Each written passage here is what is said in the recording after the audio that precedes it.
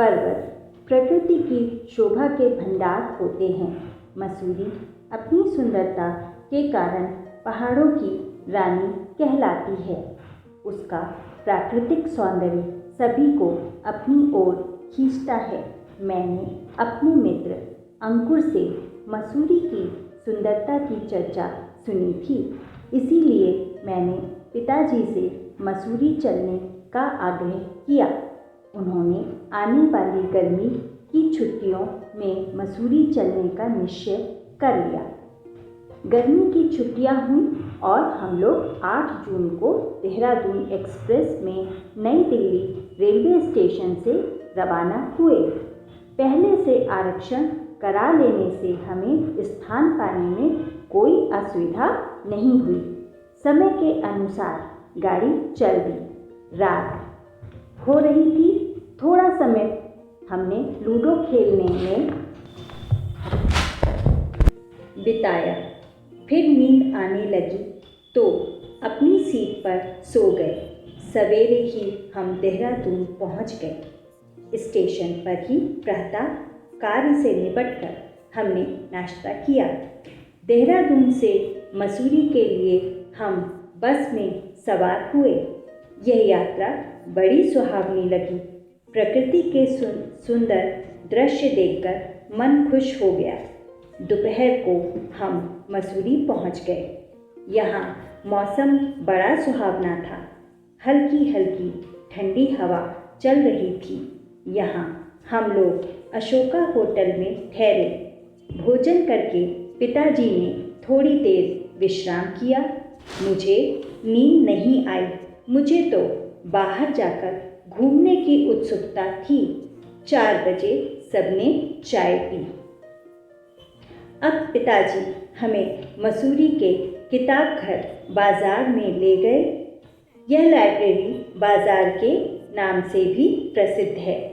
यह मसूरी का बहुत अच्छा बाजार है। यहाँ बाजार में काफ़ी भीड़ थी। लोग रंग बिरंगे कपड़े पहने हुए इधर उधर घूम रहे थे। इससे वहाँ का वातावरण रंगीन लग रहा था। 9 बजे रात को हम लोग होटल लौट आए। आज हम थक गए थे, इसलिए खाना खाकर जल्दी सो गए। मसूरी की सैर। इस पाठ में हमने प्राकृतिक दृश्यों के बारे में जाना, यानी कि जब हम कहीं घूमने जाते हैं तो वहाँ किस तरह से हमको मौसम, वहाँ आसपास की चीजें कितनी आकर्षित करती हैं, है ना।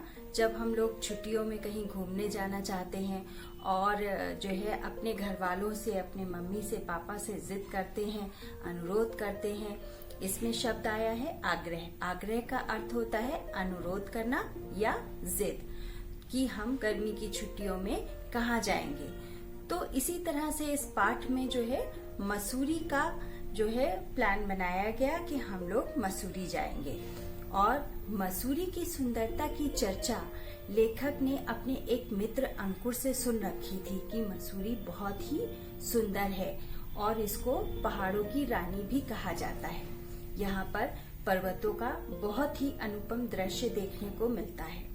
तो मसूरी कैसे पहुंचे लेखक, ये बताया गया कि कैसे देहरादून एक्सप्रेस से उन्होंने देहरादून पहुंचे, फिर वहां से बस की यात्रा करके वो मसूरी पहुंचे। और मसूरी में एक बाजार है जिसको किताब घर कहते हैं। ये लाइब्रेरी बाजार से भी जाना जाता है। तो यहाँ पर उस लेखक के पिताजी उनको वहां ले गए और वहां बाजार में बहुत ही अच्छी भीड़ थी, रौनक थी। लोग रंग बिरंगे कपड़े पहने घूम रहे थे और वो देर रात तक जो है रहता है। तो वहाँ पे बहुत ही अच्छा लगता है। अब इसके बाद में घूमने के बाद में रात 9 बजे वापस होटल आ गए। इसके बाद इस कहानी में क्या हुआ ये जानने के लिए हम अगले भाग में इसके आगे का पढ़ेंगे।